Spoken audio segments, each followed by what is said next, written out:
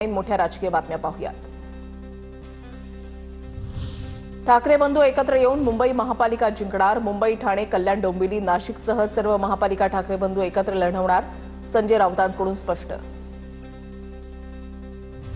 कोणी किती युती करू द्या, काही बोलू द्या, महायुतीला काही फरक पडणार नाही। सगळीकडे महायुतीचे महापौर उपसतील। ठाकरे बंधू एकत्र येण्याचा काहीही परिणाम होणार नाही। राऊतांच्या वक्तव्यावर प्रताप सरनाईकांची प्रतिक्रिया। ठाकरे बंधूंनी एकतरी महापालिका जिंकून दाखवावी, फक्त तोंडाच्या वाफा घालून काही उपयोग नाही। मंत्री गिरीश महाजनांनी डिवचलं। बेस्ट पतपेढी निवडणुकीमध्ये ठाकरेंच्या पॅनलच्या विरोधात भाजपचं पॅनल ठरलं। भाजपचं सहकार समृद्धी पॅनल निवडणूक लढणार। फडणवीसांचे 2 शिलेदार प्रसाद लाड आणि प्रवीण दरेकर मैदानात उतरणार। आम्हाला जे खायचं ते खाऊ, हुकुमशाही लादू नका, चिकन मटणच्या वादावरून इम्तियाज जलील यांचं उत्तर। तर टीआरपी वाढवण्यासाठी जलील यांचं नाटक सुरू। संजय शिरसाट यांची टीका। तर संजय शिरसाट काय खातात हे महाराष्ट्राला माहिती, जलील यांचा पलटवार।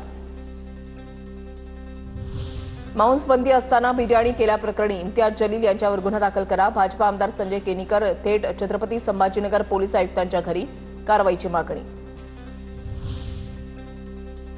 मांसाहार ही बहुजनांची खाद्य संस्कृती, जितेंद्र आव्हाडांचं वक्तव्य। तर आव्हाड नौटंकी करून राजकीय फायदा घेत आहेत। आव्हाड पवारांना सवाल करणार का, भाजपच्या नवनाथ बन यांचा सवाल।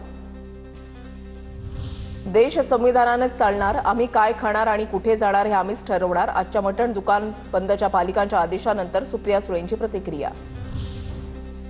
कल्याण डोंबिवली महापालिकेसमोर काँग्रेसचं आंदोलन। पालिकेसमोर कोंबड्या आणत काँग्रेस कार्यकर्त्यांचं मांस विक्रीच्या बंदीविरोधात आंदोलन।